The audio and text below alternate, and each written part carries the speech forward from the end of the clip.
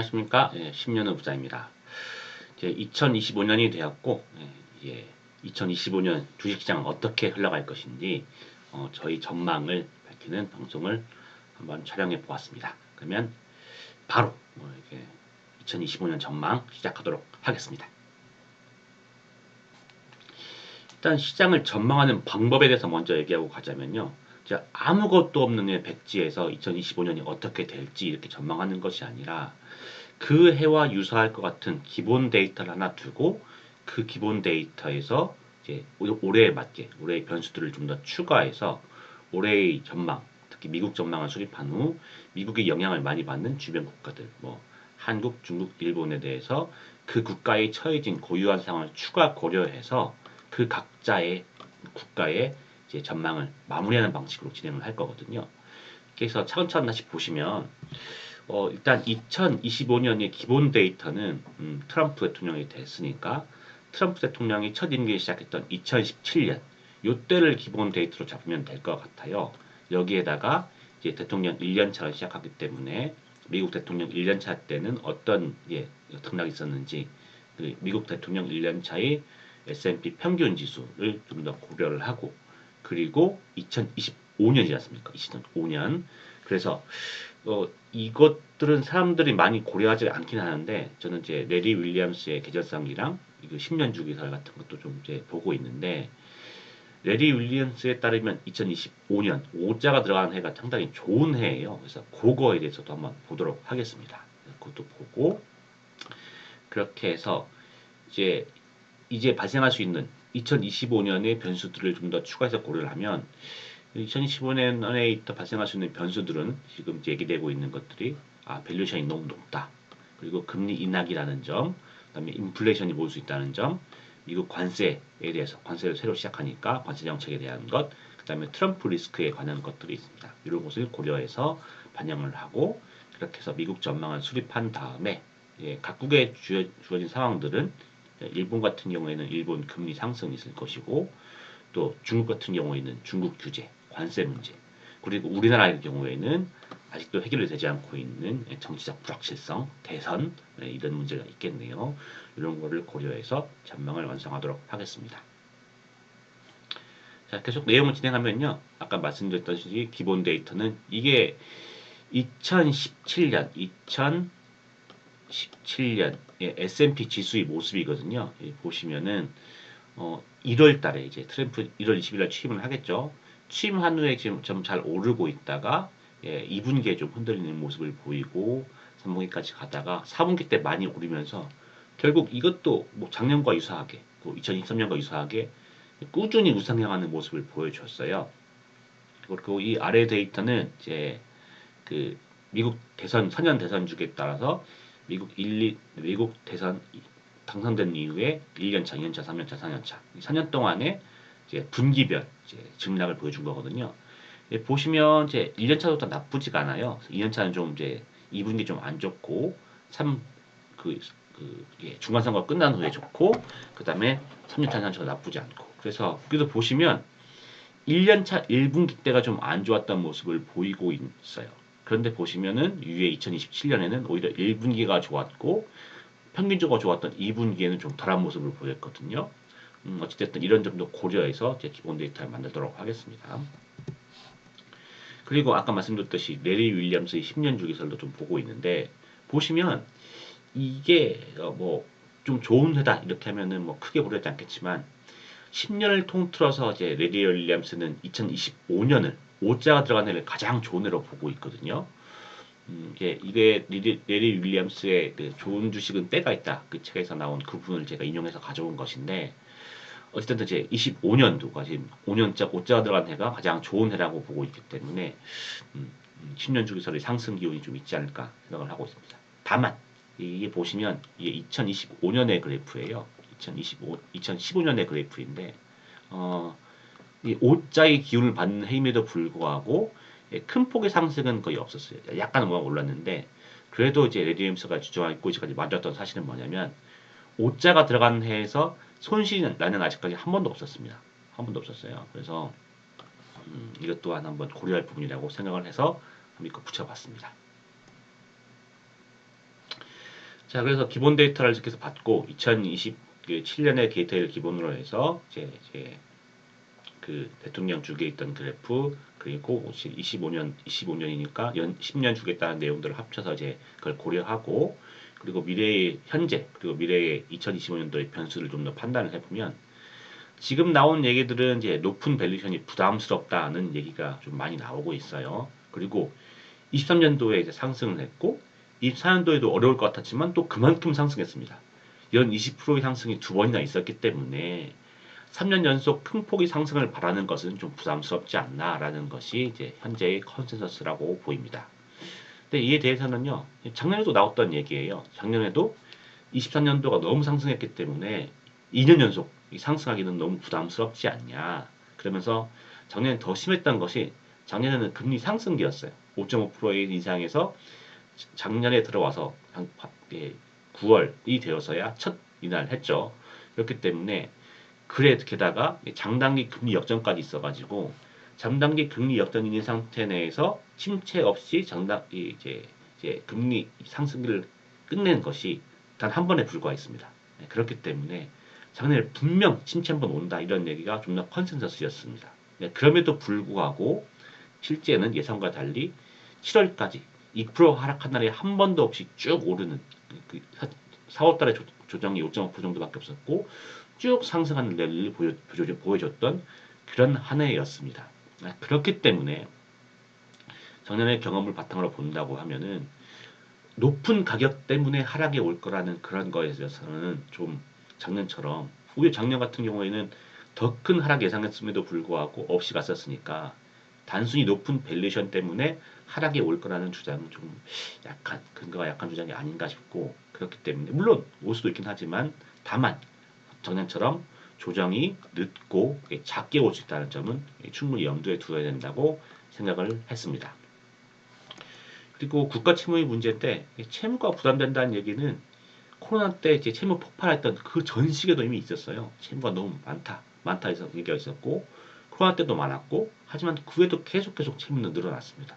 그럼에도 불구하고 채무 때문에 지금 이제 문제가 될 것이다 하지만 아직까지 문제되지 않고 왔고 그렇기 때문에 2025년에는 드디어 문제가 될 거야 라는 얘기가 나올 수 있겠지만은 이제까지 결국 안 나오고 이제 계속 진행되어 왔기 때문에 올해도 별탈 없이 넘어갈 수 있다는 생각도 하고 있습니다. 음.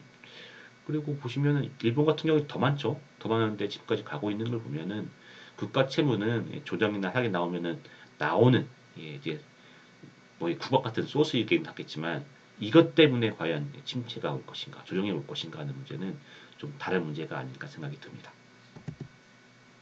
다만 일단 덧붙이고 싶은 얘기는 이제 채무 때문에 이런 채무 문제 때문에 현재 이제 10년물 금리가 올라가고 있어요. 이제 10년물 금리가 높다는 것은 상당히 부담스러운 부분이거든요. 근데 금리가 높으면은 그만큼 주식에 있는 돈을 빼서 채권에 넣는 것이 수익이 날 수 있기 때문에 금리가 결국 높아지게 되면은 그걸로 인한 하락은 발생할 수 있다고 봐요.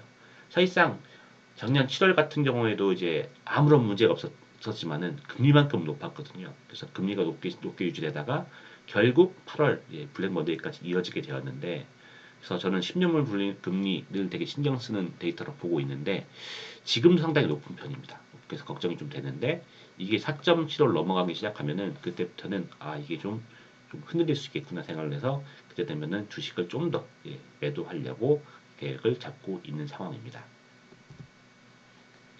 그리고 그 밖의 문제로 이제 관세라든가 인플레이션들이 문제가 있는데 이거는 그래도 아직 당면한 문제는 아니에요. 지금 당장 관세를 인상한 것도 아니고 인플레이션이 지금 당장 다가온 건 아니에요.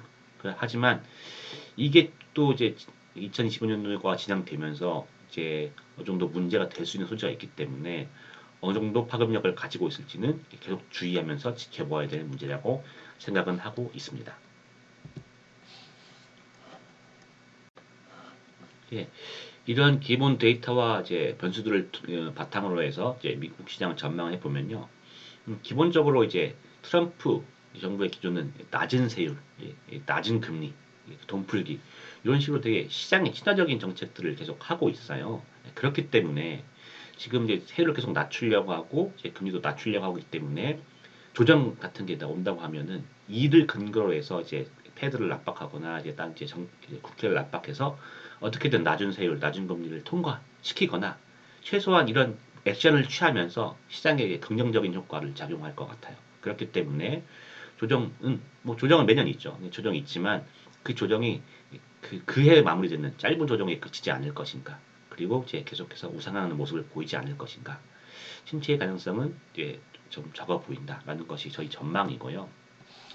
이어서 말씀을 드리면 이제 2025년 그래서 이제 미국은 상승할 것이고 전형적인 우상향 패턴을 그리거나 그래서 이제 중간에 하락이 발생한다 하더라도 단기 조정에 불과하고 올해 내에 하락을 회복할 것이라고 보고 있습니다. 단 이제 뭐 여러 가지 변수들은 제가 생각하지 못한 변수들이 있을 수 있죠. 뭐 암살 같은 이제 그런 블랙 스완도 이제 발생할 수 있는 여지는 있습니다. 그렇기 때문에 이런 건 블랙 스완들은 신경을 써야 할 것이고 그리고 그루들의 동향도 계속 봐야 될 것 같아요. 이제 이미 워렌 버핏은 작년 2분기에 애플도 많이 팔았죠. 그리고 은행주도 정리를 하고 있고요. 그리고 제이미 다이먼 같은 이제 JP 모건 CEO는 이미 작년 1분기에 이제 자기 주식들 좀 정리를 했습니다. 그래서 그루들은 이런 높은 밸류에이션 때문에 좀 더 방어적인 투자를 하고 있다는 점 이런 것도 신경을 써야 하겠습니다. 그리고 이제 조정이 없을 수는 없죠. 항상 이제 하락이 10% 정도의 하락은 매년 있어 왔는데 이게 2024년과 유사하게 생각보다 늦게 올 수 있고 생각보다 짧게 올 수 있다는 점 이런 점도 고려할 부분이라고 생각을 하고 있습니다. 그리고 이어서 한국 전망을 이제 해보면요. 이제 한국 주식은 항상 미국보다 더 어려워요. 일단 이런 여러 가지 조건들이 막 이게 충족이 돼야 되는데 일단 미국이 나쁘지 않은 상황이고 미국이 떨어지면은 한국 떨어져 버리니까 미국이 나쁘지 않고 고환율 문제가 어느 정도 해소가 돼야 돼요. 저희 나라가 이제 잘 나갈 때는 항상 환율이 좀 안정돼 있고 좀 낮은 상태에서 었는데 지금 1,400원이 넘는 높은 단계이니까 지금 상태에서 막 치고 올라가기는 어렵다고 보고 있습니다. 그리고 중국의 영향도 받기 때문에 중국도 나쁘지 않은 상황이어야 합니다. 그래서 1번, 2번, 3번들이 모두 충족이 되어야 한국 주식이 잘 오를 수 있는 그런 현상이 되는데 저는 2025년 한국 주식을 전망해 보면 이런 1, 2, 3번의 조건들이 다 충족이 되면서 한국도 좀 잘 오를 거라고 보고 있거든요. 또 시장이 작기 때문에 투자금이 많이 돌려오고 또 한국 기업들이 이제 지금이냐 하고 이제 사람들이 이제 투자를 하기 시작하면 단기간에 빨리 오르는 그런 영향도 있어요. 그렇기 때문에 이런 버프를 받아가지고 이제 3,000P도 한번 기대를 해보고 있는 상황인데 그래도 이제 주의하는 점은 무엇이냐면은 말씀드렸듯이 지금 1분기가 이제 미국 시장이 그렇게 좋은 그런 분위기 계절성을 가지지 않고 있어요. 게다가 환율 문제는 여전히 1,400원 넘는 그런 상황입니다. 그렇기 때문에 지금 오른다 하더라도 지금 당장 3,000P를 찍을 것이냐 하면은 그럴 가능성은 좀 적었다고 생각을 하고 있습니다. 그래서 상승하되 계속 미국 시장이 빠지거나 중국이 안 좋거나 환율이 높거나 하면은 계속 그로 인해서 출렁거리면서 뭐 이제 여러 가지 굴곡을 겪으면서 이렇게 이제 올라가는 모습을 보일 수도 있다고 보고 있거든요.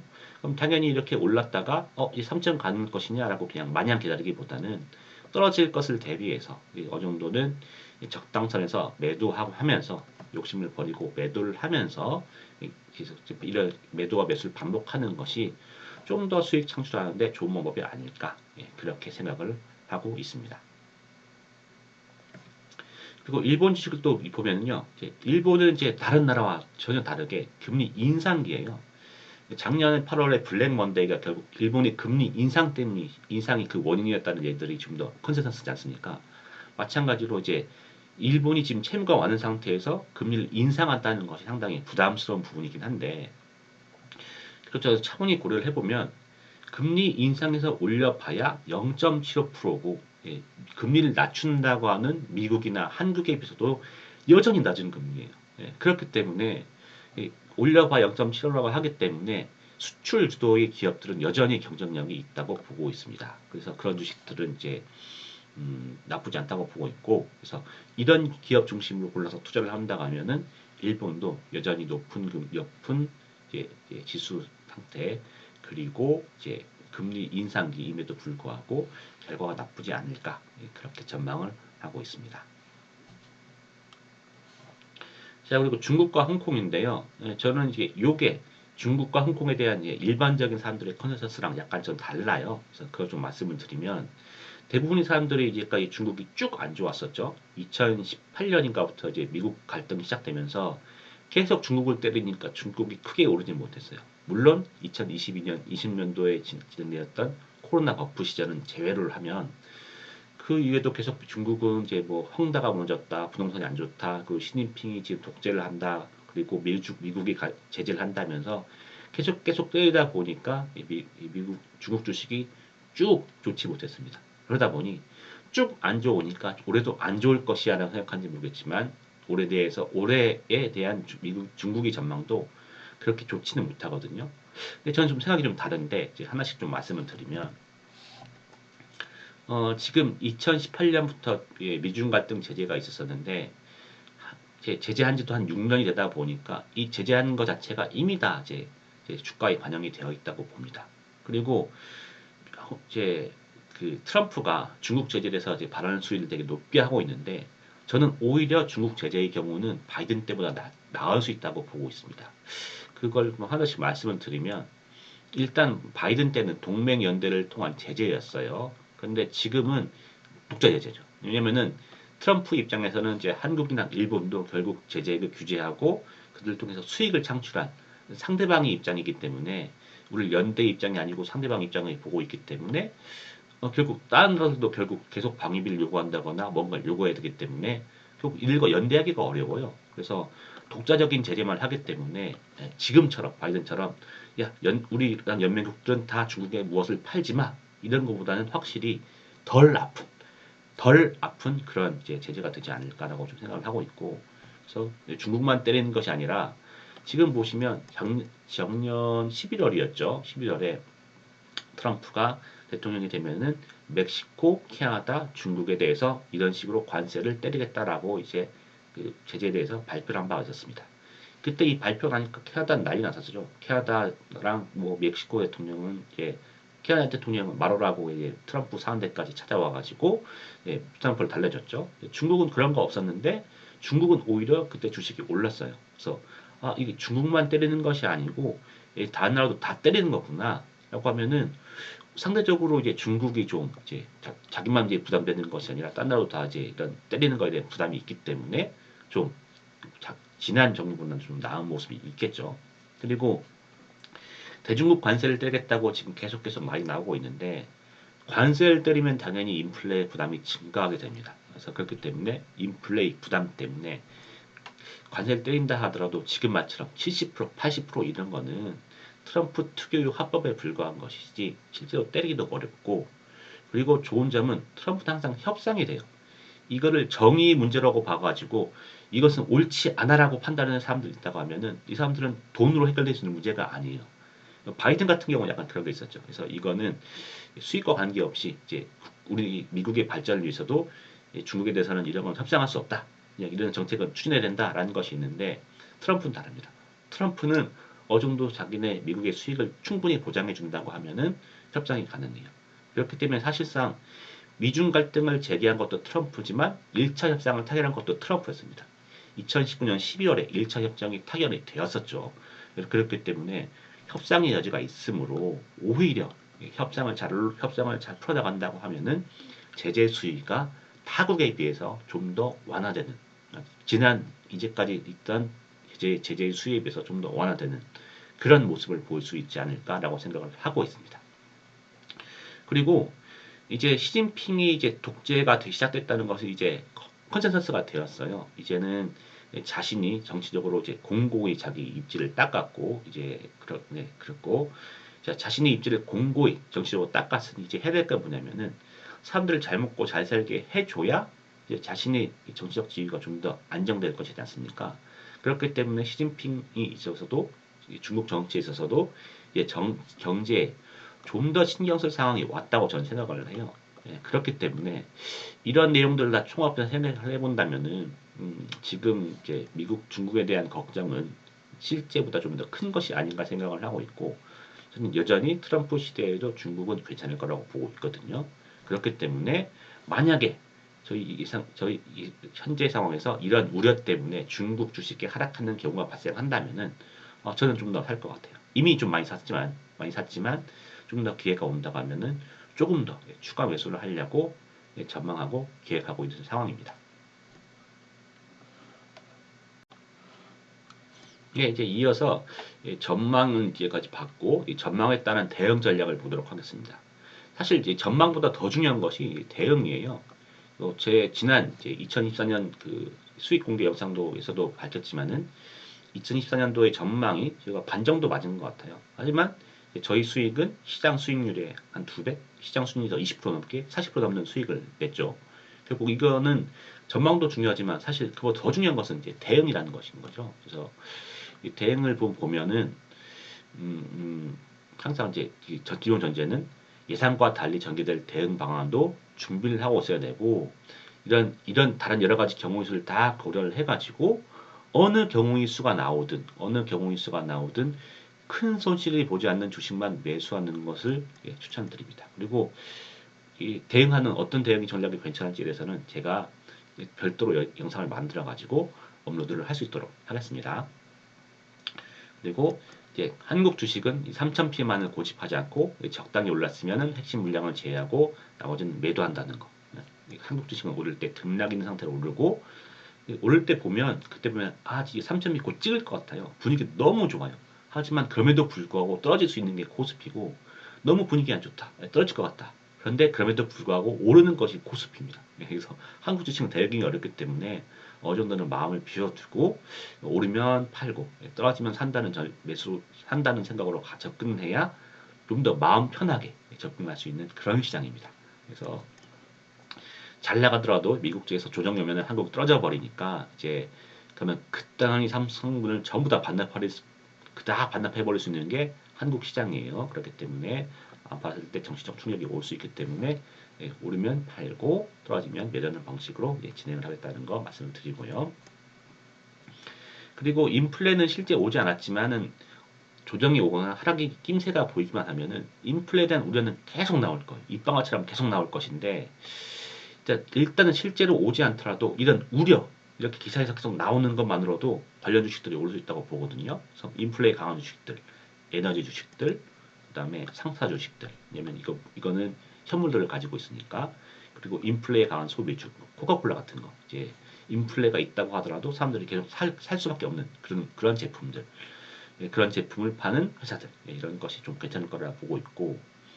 또 한국 같은 경우에는 지금 너무 낮다고 생각을 해요. 저평가 상태이기 때문에 그냥 엔간한 건 다 괜찮다고 보는데 그 중에서도 좀 더 괜찮다고 보고 있는 것들이 삼성전자, K엔터 주식들, 게임주, 화장품, 수출주, 네이버, 카카오, 조선, 바이오 뭐 좀 다 괜찮다고 보고 있습니다. 그리고 중국, 홍콩 같은 경우에는 지금 에너지주는 이제 워낙 수익률 배당 수익이 높기 때문에 에너지주 괜찮게 보고 있고 K앱이라고 이제 기술주가 모여 있는 ETF가 있어요.